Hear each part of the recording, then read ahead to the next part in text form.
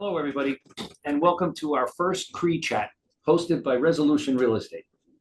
We're a fully integrated commercial real estate firm that we own, we manage, we lease, and we have a full construction department as well. We're a member of NAI Global, which makes us an international firm as well. I'm Jerry Nocera, co-founder and managing partner. To my left is Anthony Mcelroy, my partner, and the head of leasing, Jeffrey Zund. Thought a couple of things we'd like to start to talk about, which is the New York City market and how the mayoral elections in these upcoming next month or so are going to adversely or positively affect the New York City commercial real estate market. We don't focus much on residential, although we are involved. Our main focus is commercial properties, specializing in the affordable rent class properties. With that, the effect of the markets, certainly in a mayoral election, is always an interesting topic to throw about. So right away, the first big news in a race that's been going on and getting a lot of news, but not really a lot of traction, has been the dropout of our current mayor, of Eric Adams. So what do you think that this is really going to do to the race of its own, on its own court? Anthony? So I don't think it changed things very much. I think it was a fait accompli with Adams. He kind of lost his base, when he went down the road of saying that our immigration policy was costing the city many, many millions of dollars and couldn't sustain it. I think his dropping out, they thought, or the thinking is, would give more votes to Cuomo, probably not Sliwa as much.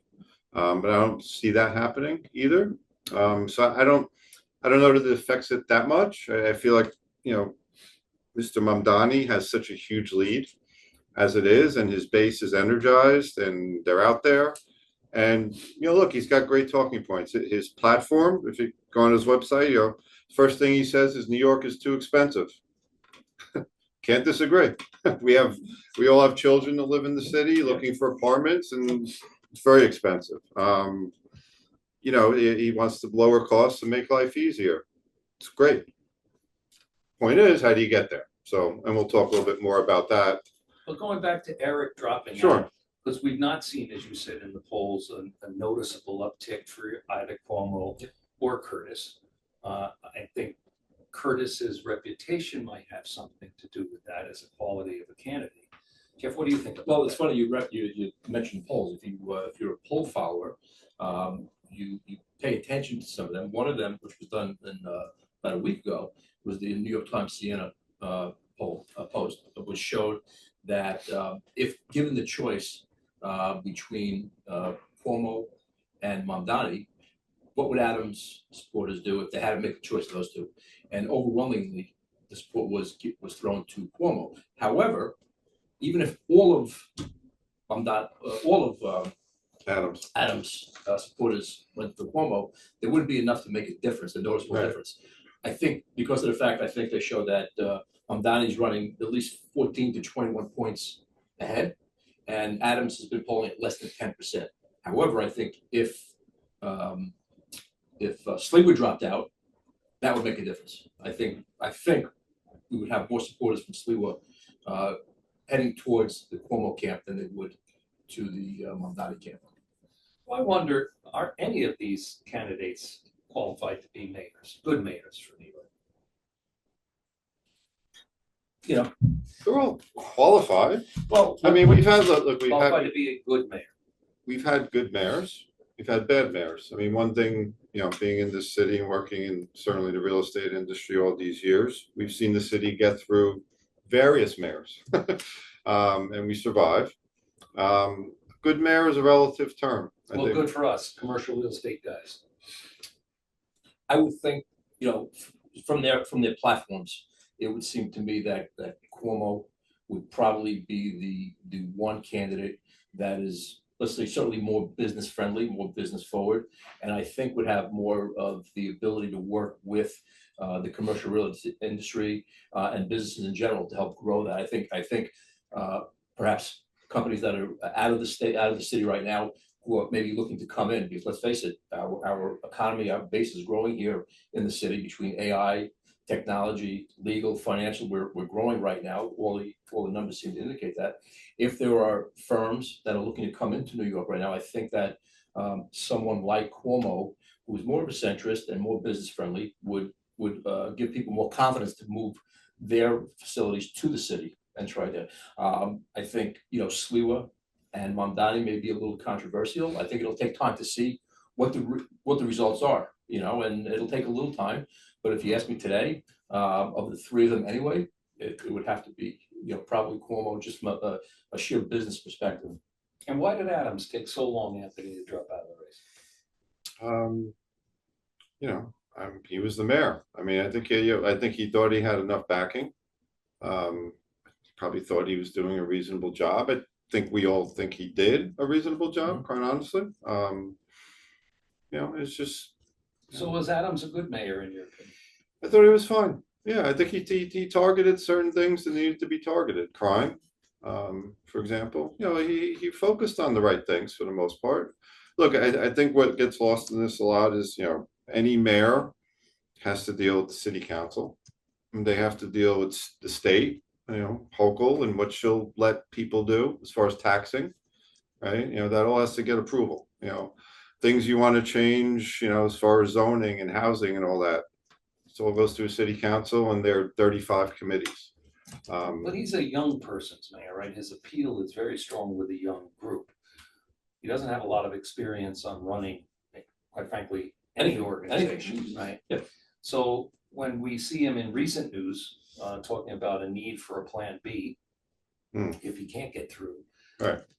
Do you hear his plan B? Do you have any faith that he has a plan B? And what will happen if he doesn't have a plan B and he's elected? It's a good question.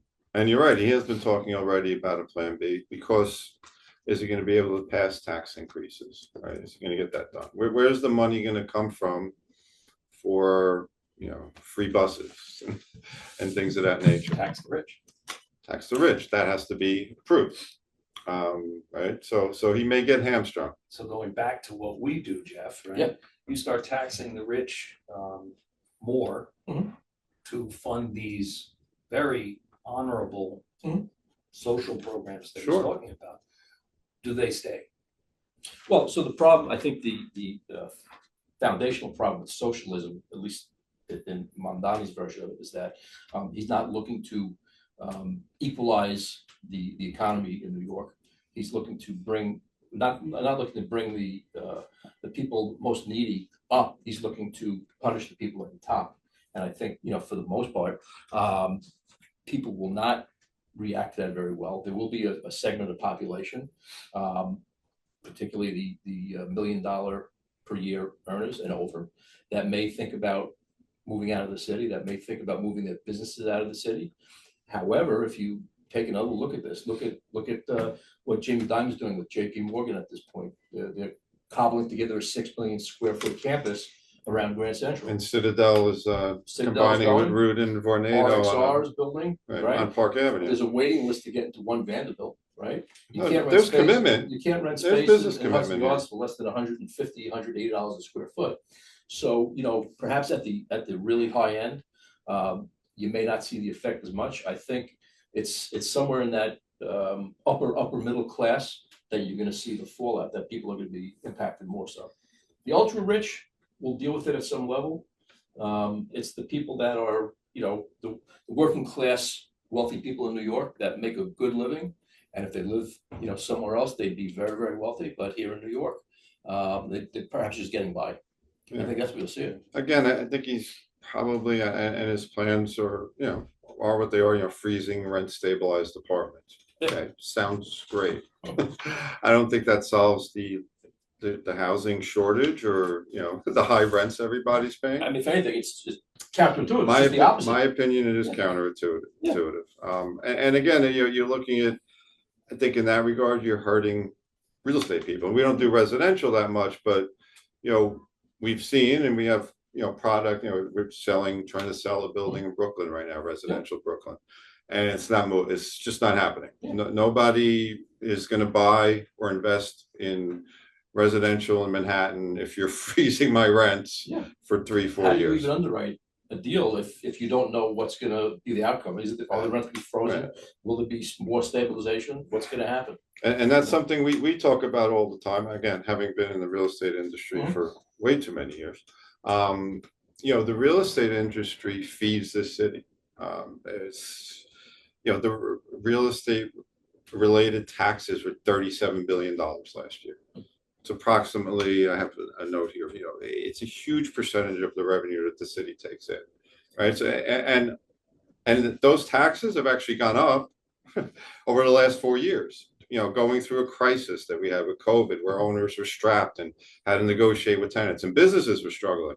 But we all kind of came back, right? Owners, we work for owners that do the right job and have stuck with it and made deals with their tenants to get through all of that. And yet they keep facing rising bills and local laws and rising insurance costs. I mean, everything's going up. Rents have gone down significantly. We know that. Even what happens, city of yes, what's going to happen? Does any of the candidates have a position on that? They do. One of them may want to do away with it. How does that impact the existing commercial, let's say the C-class office stock, B and C-class office stock that has been spoken about converting to residential? The city of yes made it easier to do. Now, if you withdraw that, if you take away that city of yes, people want to try to endeavor to do that. You create more vacancy again in the commercial sector. Again, it comes down to economics and business, right? You have to have a good business sense to be an effective mayor in this city. So let me throw this out, because I'm hearing some very small things. But you're the capital of the world. We've gone through these deep down markets before. We've seen it resurrect.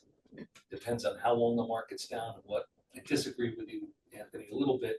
There were a lot of good businesses that went out of business during COVID. That's true. I wasn't saying they didn't. I'm saying they all tried. But even with all of right, we survived. But now, this is the beacon of capitalism. It's New York, right? Center of capitalism. And now you're going to have a socialist mayor, possibly. And how is that going to play with business development on a go-forward basis here in New York? I mean, just saying that sounds problematic, doesn't it? It sure does, doesn't it? Just saying, Right. That phrase. But again, I think it will be interesting to see how much of it actually can occur. I mean, I think he's so ahead in the polls. What do you think that is? After all this stuff, I mean, Demographics. The local papers, the conservative local papers, have been killing him on a day-by-day basis, right? Yet his poll numbers stay strong. Yeah, he's crushing it for people under 45. He's energized that base tremendously. I mean, who's he up against? Cuomo? I mean, I think that's a good point. I think the quality of candidates in this election are so weak it's happened that before. it's allowing a young guy who's vibrant, with a different approach, speaks well, things, which is great, right? I mean, I love the fact that we've got a different way of looking at things. But when you constantly hear an economic plan that doesn't make a lot of sense, you don't see where the backing is coming from. There's a deep distrust of capitalism. I don't see myself how that's going to blend for the New York City commercial real estate market. So Jeff, every year you as a businessman look at your future earnings year ahead. Sure. Are you predicting a better year next year than you did this year? We are, as of right now, I'm forecasting a better year, 26 over 25. And that's based on, a lot of things, based on the trajectory of leasing that we see from 24 into 25. I think that's going to carry forward. I don't believe that the election alone will impact the economy of New York City to the degree that it's going to change the course of our business. I think our business is really more impacted by macroeconomics, by what's going on in the world at large. As a matter of fact, one of our competitors, a larger institutional real estate company, did just recently publish a white paper that spoke to that point that, all these things that are being sort of promised by Mamdani, the things that we think will impact the economy. Basically, the takeaway was that one politician, one election, one political election in the city right now will not impact the course of the city by itself. There has to be other components to it that will really change the course of the economy to a large degree. Now, will an impact on a short-term basis? I think yes. I think the initial Perception. reaction, Perception. it's optics. I mean, at the end of the day, it's a certain component of Like, it. oh, there goes New York City. The fundamentals of business are not based just on who's running New York City. It's based on a much larger scale, and I think that for the most part, people. I'll give you an example. Like our clients, we have a lot of people that run small to mid-sized companies. Right away, they listen to the sound bites. They hear what's going on. They overreact. The effect I think we're seeing, the one thing that we are seeing, Jerry, I'll tell you, is that particularly in the small to mid-size, and you'll see it. You see on the when we close lease transactions, you see that a good part of them, a majority of the leases are now shorter-term leases. Right? It's about people's inability to understand where the future of their business is going to be. They're reluctant to commit to long term. Now, is that an effect of just who the mayor is going to be? I don't think so. I think people are concerned what's going on nationally and internationally as well. And the election is just one small component of it. I think once the new mayor is in office and things start to run, I think things will equalize in any event. And do you think they're going to be looking for longer term leases? Because I'm wondering that after COVID is one of those permanent shifts, shorter term lease obligations. Because I think one of the things that we all learned with COVID, you don't know what you don't know. Right? And 10 years is a long time to, wait, that's what my publicist calling it. But for a 10-year period, that's a long time, right? For a small business. And as I said, we're the affordable rent class buildings, right? So we're the B buildings, and we take these B buildings and we make them better, and we attract the highest level of tenant within our range, right? We're not guys who are representing tenants for the most part in those buildings that have waiting lists to get into.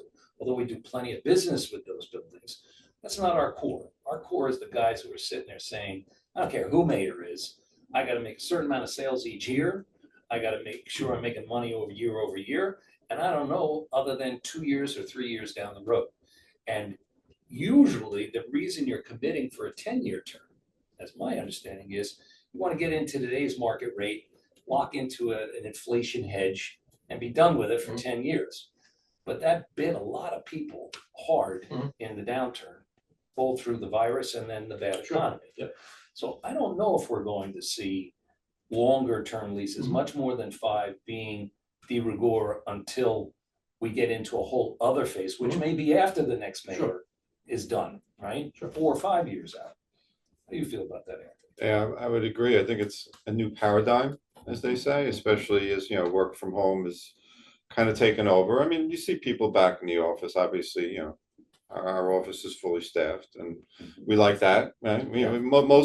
Most people of our generation like to be in the office, like to be amongst people. It's what we know. So it's come back certainly, but yeah, I agree. I don't think you're going to see that longer term commitment again. Which changes a lot of things, right? Because then you've got brokers make less money per transaction because they're shorter periods of time. You're putting capital dollars into new build outs. It changes your financing on your property. There's a lot of different factors. And how you even buy a property, right? And how you underwrite a property. So I'm very interested to see how that plays out, regardless of who the next mayor is. So to wrap up, I think I'm wrapping up. Keep it going, I'm told. See, if I had my bourbon, it would have been all right. All right, so I think that's an interesting point. Let's delve that a little bit, Jeff, into the brokerage world. Do you see brokers approaching their business differently? I think the business is still fundamentally the same. I think technology, we're going to a different, tangent right now, other than the election. I think the business evolves and is changing based on a lot of things. AI is a big changer of our business. We're starting to see it already. Technology and AI is really a driver of it. I think particularly new brokers coming into the business now, younger new brokers, do things much differently than I did in 1987 or 1988, when we literally had a Rolodex and we used a. And you were 8 years old. And I was 8. The new breed of brokers are much more stealthy moving. They're much more about efficiency. They're much more, it's not so much about working hard as it is working smart. And they're using technology and relationships in a different way. Whereas, people like myself who are, more old school, so to speak, if I could use that term, we're working on relationships that we've built over the course of time. But for the most part, we do a lot of solicitations I still use the telephone. I like a hardwired phone. I like to send out, emails to people, but even so, I still like to have a conversation with people. I think that that's a lost art. And I think that belies the mayoral election. It's a question of, how people want to manage their business and how people like to do things. But I think it'll be interesting to see a newer generation of leadership. If Mamdani does get elected, it's a younger person running the city now. How does that impact newer brokers? How does that impact brokers that are coming into this business for the first time, that live in the city, that have to manage with the cost? But at the same time, I think that having somebody younger at the helm is certainly a little more progressive, more forward thinking. There's a lot going on in this country that mirrors what Mamdani and all the candidates are trying to sort of put out, right? This is not an isolation situation. He is just reflecting what is going on in the rest of the country. And I think that's going to be an important piece going forward. Anthony? Sorry, taking a nap now. You good? We call it word salad. Yeah, you good, Kamala? That was it. What was the question? So, no, seriously, so again, having been doing this in this business, commercial real estate for 40 years plus, maybe you a little less, but there is an incredible resiliency in the city, as we know. And I'm always amazed at how young people flock here. They love it here. They want to be here. And that's really the backbone of everything, right? To your point, I think one of your points is, the youth, and then people want to be here. There's a vibrancy in this city that you don't get anywhere else. What I would hope for is, and we just acknowledged a very one of a momentous event that happened in this city many years ago, 9/11, and we all remember how the city came together incredibly after that. And again, horrible event, but boy, there was a bond in this city that was unbreakable for a long time after that, and it was a wonderful thing. And you just, again, from my point of view, I don't know if it's answering the question, is you just hope that maybe this gentleman, Mr. Mamdani, can bring that back. Maybe energize the city, bring the youth together. That's a good word. Energy is a good good word. Yeah. So I'm hopeful. I don't again, and I don't see it as like you said, socialist. It's perception. He's really not going to be able to do everything he would like to do. No mayor can, no governor can, no right. There's always competing forces. But the important thing, right, again, is to just bring people together. Yeah, I mean, we're New Yorkers. I've always been very proud to say I'm a New Yorker, as I'm sure you have. So I think that could occur, quite honestly, with this. Again, he's crushing it with the younger people.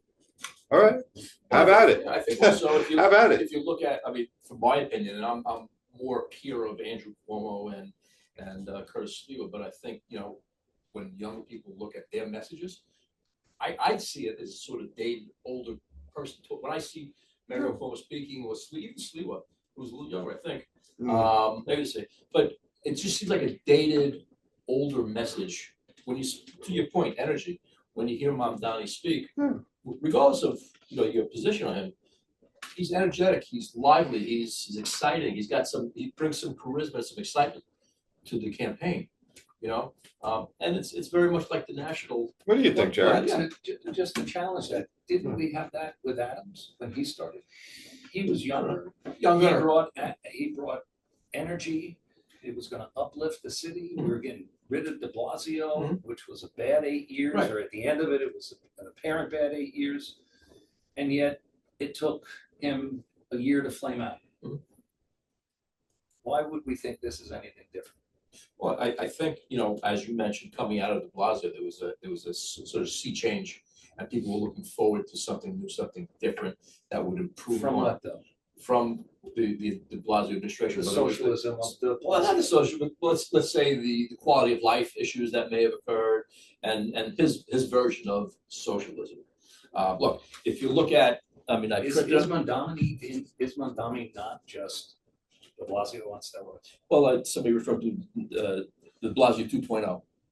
No, I think first of all he's more progressive than de Blasio was, and I think the difference is I think he's got a little more, to use Anthony's word, a little more energy, and I think that he's willing to push the boundaries a bit more than de Blasio was. I don't think that Mamdani is experienced enough to know the limitations that he's gonna run into running this city. I think de Blasio and Adams were more involved with city government in the past, and I think they're aware of the sort of the rails that they would have to maneuver Constraints, between. the constraints. Absolutely. Right, but so as Anthony said, or you, Jeff, I don't recall which, that youth brings energy, right? But age brings wisdom. And we've known and we've seen too many times that if you got a guy or anybody in a job or office that doesn't have a good vision and a plan B, if that vision doesn't work out, you're left with stagnation. And I don't understand the optimism behind a guy who clearly has never run anything. Mhm. And yes, he has the Agreed. energy and he wants to give free things away. And I don't have a horse in the race. I don't live in New York, so I'm not voting in New York. But the truth of the matter is I'm left scratching my head as to what are you really voting for after you get that enthusiastic, oh boy, it's a new breath of air or breath of fresh air. What are you gonna be left with? You're gonna be left with a guy who's Don Quixote. He's Mhm. chasing windmills. Mhm. And that's going to be a disaster, worse than anything that we've seen. Mhm. This could be, Well, we did as survive bad de as it Blasio. gets. Hmm? We did survive de Blasio. you survived de Blasio, you survived Beam. We In fact, in yeah, the day. You that's my point. survived We Lindsay. are a resilient city. Correct. Nothing, I agree with that. Yeah. Nothing's gonna knock the city down. This attacks some of the core values of New York, as far as Sure. I'm concerned. Capitalism, Yeah, absolutely. part of business. Working hard for what you get. Right. The thing that gets young people really excited are new things. So in my business, our business, that's development. It's not a development friendly group that's coming in, right? You saw what just happened in Midtown, all of Manhattan, dead in the tracks for the casinos. Yes. Right. Whether you believe they should be right or not. And if you listen to Mark Holiday over at 1515, that was setting the new direction of the city, and they've just passed it and said kind of goodbye to that whole opportunity. I don't know where that leads you, right? If you've got a new guy who comes in, doesn't have the ability from either experience or the staff around him to help guide him through these potholes. And yes, Anthony, you said it, city council probably has more power than the mayor does. And they may be more in lockstep than they were with Adams, and you'll see more things getting done. Question: if you had to pick one candidate, who you think is best for real estate, our real estate in New York, our particular niche in real estate, who is it? Of the three, that are running? if I had to pick one, Yeah. come to my head, I gotta pick one. Yeah. I think Cuomo. Anthony? Yes, only because he's the adult in the room, quite honestly. Yeah. No, I think. Look, I think. I don't, and yeah, and just because of that, I mean, I don't. I think Sliwa has a different agenda. I think his He's a fun guy. Look, I like what he's doing. I like what he's done. He's a cool guy. But I Take think the beret I off think his if he agenda wins. is It's more- all good. Yeah. It's all good. I think his focus is more on safety and policing, and which is important to the commercial real estate industry as well, And to the city on whole. to the city on a whole. However, you've got to be able you've got to be able to encourage businesses to grow. You've got to be able to work with the developers. You got to be, as my people say, you have to have a business cup. Your head. You have to think like a business person. Now, Right. And you have to, like I said, you have to work with all the powers that be in the city council, the Hochul. I mean, So I'm interpreting this, your answers, is that you're forced to pick one. Mhm. You do, but you don't have an obvious choice, which I think for what candidate would be best for our industry. And the fact 30 days out, less than 30 days out now, we don't know is troubling to me. Because anyone who gets in, we're going to be left saying they're all flawed in that sense as to what's good for our industry. Jerry, let me ask you, in the last presidential election, regardless of what your position was, how many people do you know, your peers, your friends, that said, I'm voting for so-and-so because he or she is the best option, the lesser of two evils? Every one of them. Okay, and so I think that's sort of what we're confronted with now. But I don't see that though. No, quite to the contrary. The last presidential election was polarizing. Yeah. Right. So everybody had a strong opinion. Here, no one has a strong opinion as to who is the best candidate. Right. In the presidential election, to the right, you had a guy. He was the best. There was no question about it. To the left, you had a guy or woman. She was the best. No question about it. Here in New York, less than 30 days from the election, we're sitting here around this table saying, I think, yeah, but I think if you look at the people sitting around this table, some of that. yeah, I mean, because I think, and if you poll people under 35, I think they're 100%. Well, also, if you go back to the polls, they're talking about that. I was reading an article in Politico before that even if Mamdani wins, he will not have no candidate will end up with a majority of the vote based on the three of them. And they said that's sort of telling. That is telling. Yeah, so that none of them will get more than 41%, whatever it is, and So, that's a key indicator. So what have we learned? We've learned that we believe as a whole that all of this is interesting discussions, but nothing's knocking down New York. New York is resilient. We've seen, this is what, our fourth, fifth cycle now, guys, having been in the industry as long as we've all have been. And none of them has really inherently altered. We got through COVID. The city. Correct. We got through COVID. We survived our business through COVID. But we're not sure who's the best candidate to lead us forward. We think all of the candidates are a little bit flawed. We have high expectations for next year as far as income growth for our business. And the one good thing about real estate is you can make money or success in good markets and bad markets. Absolutely. And it'll be very interesting to see what happens in the next 90 days as this transition takes place. And I thank you both for your time. You've been great. I thank you for your thoughtful answers. And wrapped it up.